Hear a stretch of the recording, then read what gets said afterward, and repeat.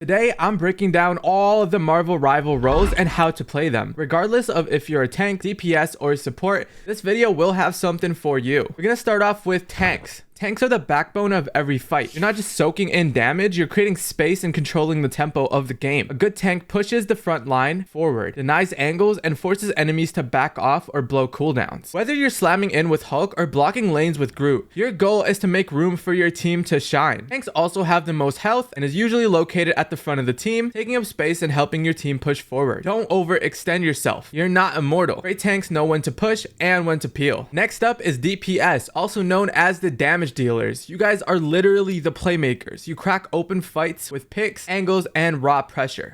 But it's not just about aim. It's about positioning and timing. You don't always need a 3K. Sometimes all it takes is one clean pick to break the enemy's hold. This usually comes from you guys targeting healers in the back lines. The con to DPS though is that they do have less health, but their damage output is also increased. Depending on the character, they either deal a bunch of damage or push the enemies back. The other type of character are dive DPSs. They hassle the support players, trying to kill them by getting behind them. Wolverine is the only exception. He's a dive, but also tanks with his kidnap ability, so he's a bit more versatile. Be sure to flank smart, take duels when they're in your favor, and remember, a dead DPS is a silent scoreboard. Stay alive and stay dangerous. Coming in at last is supports, the most underrated role in the game. You're not just healing, you're enabling plays, denying win conditions, and turning chaos into controls. Supports heal the team as players don't heal themselves, especially the weird ones. Supports are the strongest players because of their ults. Their ults deal extensive amounts of healing, keeping their team alive to either capture the point or push forward depending on the game mode. A great support knows how to position safely, track enemy cooldowns,